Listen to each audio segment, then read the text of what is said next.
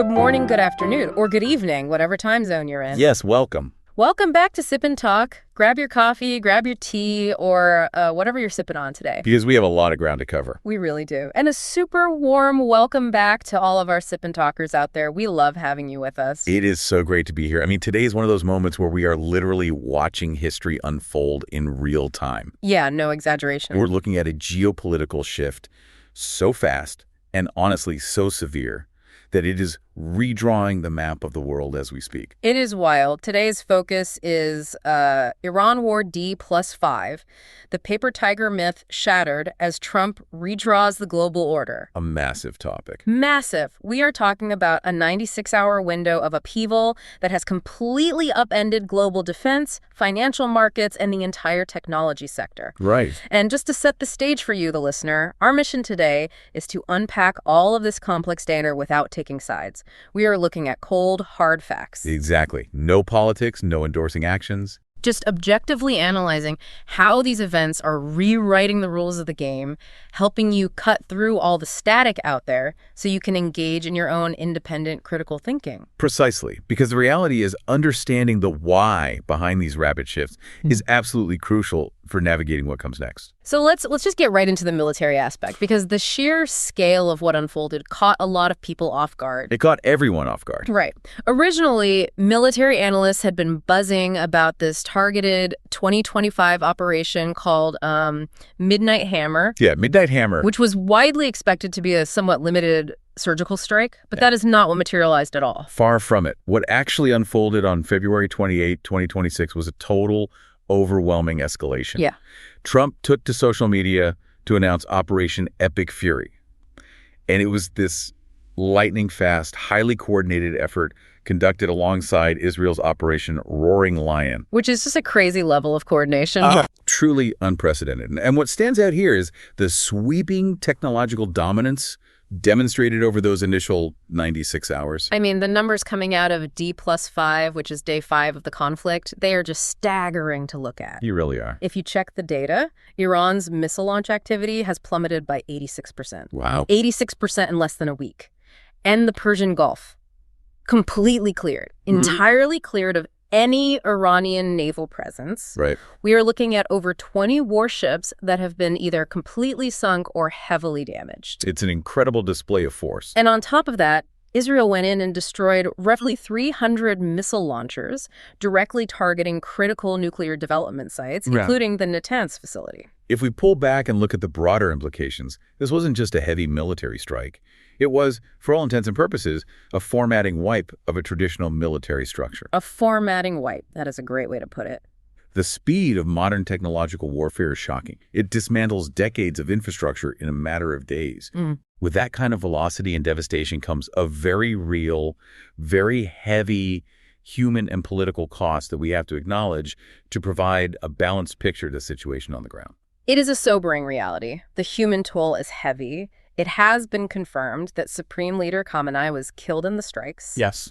Along with over 40 high-ranking officials. That creates an immediate, profound leadership vacuum, leaving President Pezeshkian to scramble and form a temporary leadership committee just to keep the government functioning. And looking at the broader casualties, the numbers are tragic. Roughly 787 Iranian military personnel have been killed, alongside sweeping civilian disruptions happening all across the Middle East. Absolutely. It is also vital to report the American casualties. Current reports confirm that between 3 and 6 U.S. soldiers have lost their lives in this operation. It's a stark reminder of the gravity of these actions. A very heavy reminder, for sure. Now, that 96-hour military reset didn't just happen in a vacuum. The shockwaves from the Middle East immediately slammed into Europe. Oh, instantly. And it seems Trump is using this exact moment of overwhelming force to completely restructure European alliances. He is. We are witnessing a definitive shift toward highly transactional alliances. The old era of the unconditional U.S. security umbrella appears to be over. Completely over. Replaced by a very strict security for money approach. Yeah. We saw this crystallize clearly at the Hague summit. Trump laid down a very firm mandate. NATO allies need to raise their defense spending to 5% of their GDP. 5%. Yeah. For context, for you listening, that is a monumental jump from historical expectations. Most countries were struggling just to hit the old targets. It is a huge leap. But the leverage being used here is intense. Trump publicly praised German Chancellor Friedrich Merz for stepping up and complying with that 5% benchmark. Showing that compliance gets rewarded. Exactly. Yeah. But the real story is what happens when a nation pushes back, which brings us to the crisis unfolding with Spain. Okay, wait, this part is fascinating. So Spain essentially refused to let the U.S. use the Rota and Moron military bases for Operation Epic Fury. They drew a line and said no. And the counter move from Trump wasn't just a diplomatic complaint.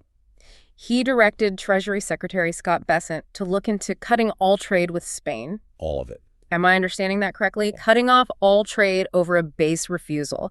Isn't that the absolute nuclear option in diplomacy? It is the ultimate diplomatic big stick. It is taking a military strategic disagreement and instantly weaponizing the economy. Wow. And to really grasp what that means for you and me, think about your daily life. Right. And the physical supply chain. We're talking about the potential disappearance of Spanish olive oil from your local grocery store shelves. Right. We're talking about sudden, severe disruptions to imported medicines that people rely on every single day. It turns a foreign policy dispute into an immediate kitchen table economic crisis for everyday citizens. It's like telling your roommate, oh, you won't let me borrow your car for the weekend? Cool, I'm shutting off the electricity and water to the entire house. That is exactly what it is. The escalation is immediate. And it didn't even stop with Spain. There is also this intense friction happening right now with the UK over island base leases. Yes, the rent dispute. It's essentially a landlord-tenant rent dispute, but dealing with highly strategic global military installations. It clearly signals that the U.S. security umbrella now comes with incredibly strict, cutthroat, business-like conditions. Everything is a negotiation, and the stakes are economic survival. So true. And speaking of the economy, we really need to examine how global financial markets digested this 96-hour whirlwind. Oh, the markets. Sip&Talkers, if you were watching your portfolio or the financial news on Monday morning, it looked like the opening scene of a disaster movie. Absolute chaos. Utter panic across the board. South Korea's market dropped 8% right out of the gate. The Dow plunged over 1,200 points. People were bracing for a historic crash. They really were. But then, almost miraculously, the market experienced this V-shaped rebound, and the Dow closed down just 350 points. The mechanics of why it bounced back offer a fascinating lesson in global logistics and energy dependence. Break it down for us. During that morning panic, Brent crude oil prices were surging, threatening to cross that psychological nightmare threshold of $100 a barrel. Right, which impacts everything. Exactly. If oil spikes past that point, the cost of transporting everything goes up and global inflation skyrockets. But the panic stabilized. Why? Because Trump announced that the U.S. military would begin providing point-to-point escorts for oil tankers traveling through the Persian Gulf. Paint a picture of what point-to-point actually means for the listener. It means the U.S. Navy is literally flanking these commercial vessels. From the moment an oil tanker leaves the port to the moment it exits the high-risk zone, it has a dedicated military security detail ensuring its safe passage. That's huge. By doing this, they explicitly guarantee the global energy lifeline. It signaled to the markets that the oil would keep flowing, which instantly cooled the panic. It's an incredible deployment of resources just to calm the stock ticker. But even with that disaster averted, there are some serious underlying storm clouds on the horizon. We have to look at the warning that just came out from Apollo regarding private credit. Yes, Apollo issued a very stark warning. They are forecasting 18 to 24 months of profound default pressure in the private credit sector. Okay. This is primarily being driven by the sustained high interest rates that result from these kinds of global shocks. Let's break that down because private credit can sound like Wall Street jargon. Think of private credit like an adjustable rate mortgage. Right. But instead of it being for a family buying a house, it's for a massive multi-billion-dollar corporation. When global shocks happen, like a sudden conflict in the Middle East, central banks keep interest rates high. They have to. And just like a homeowner who suddenly can't afford their new monthly mortgage payment when their rate adjusts, these corporate giants start defaulting. That is a highly accurate way to visualize it. And when those massive corporations default, it isn't an isolated event. It triggers a severe chain reaction across the broader economy. Exactly. Suppliers don't get paid, layoffs happen, and the contagion spreads. Because of this underlying high interest rate pressure, we are seeing a violent divergence in the stock market right now. We are calling it the Great Market Split, software versus physical. The contrast is wild. Look at the data from that same day. You have a software giant like MDB crashing anywhere from 21 to 25%. A massive hit. And the reason behind it is weak guidance and these deep-seated fears that corporations, struggling with those high interest rates we just talked about, are going to aggressively slash their software budgets to survive. Cut the non-essentials. Exactly. But then on the exact same day, you look at physical supply chain titans like TGT, they rallied 7.4%. Up over 7% while software tanks. They beat earnings and showed real-world physical resilience. Because at the end of the day, people still need to buy physical goods to live. The market is ruthlessly reallocating capital. It is rewarding tangible physical infrastructure and punishing speculative or easily cut software expenses. Now, quick pause for our mandatory disclaimer. Yes, please. We must explicitly state that mentioning specific tickers like AMD, Meta, MDB, and TGT on this show is purely for data analysis and geopolitical context. We are absolutely not financial experts. Not at all. And you must do your own independent research before making any financial decisions. Please, always do your own research. But analyzing that market data leads us perfectly into the next major shift.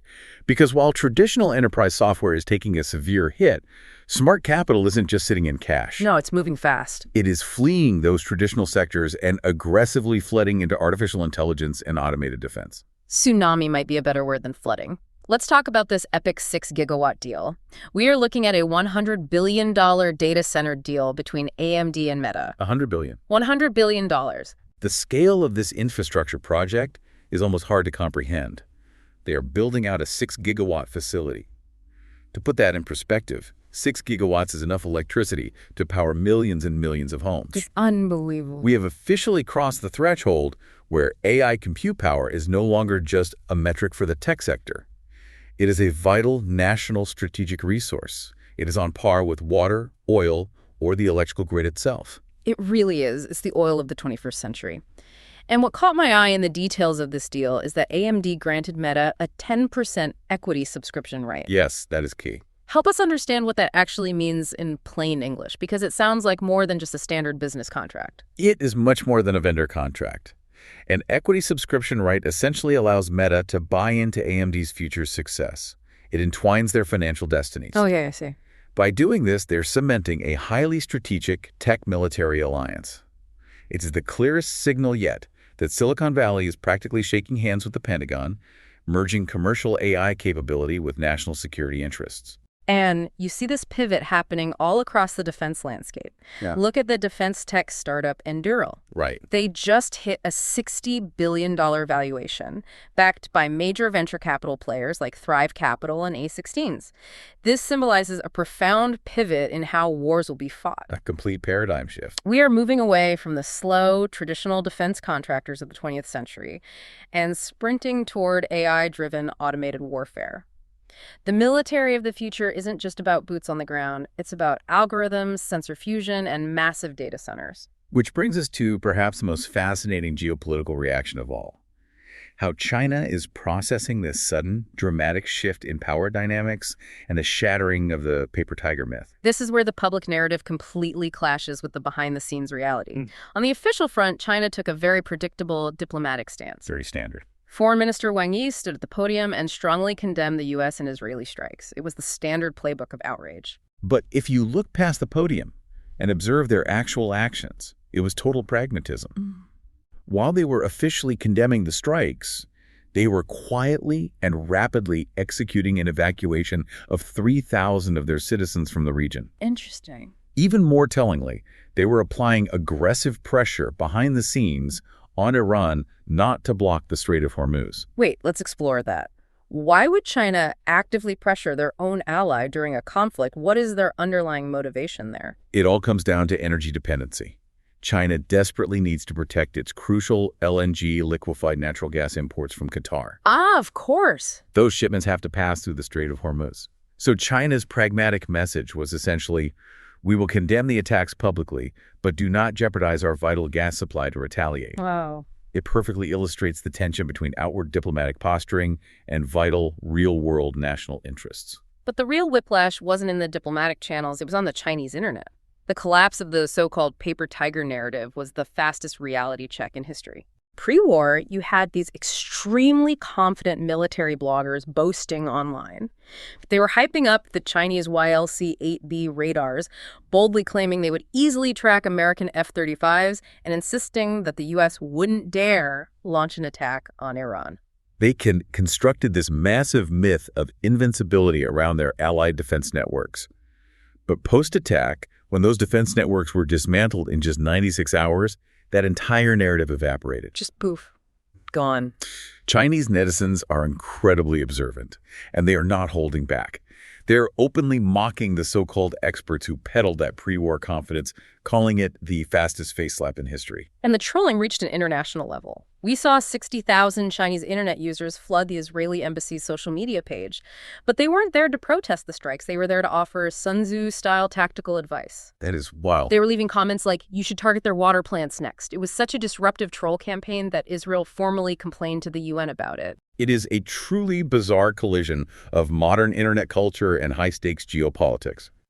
But out of all the online commentary, the most profound observation emerged through a very specific metaphor: the plastic J-20. This detail is too perfect. So a while back, China gifted an Iranian commander a model of a J-20 stealth fighter. Right. Not a real functioning jet, but a plastic model.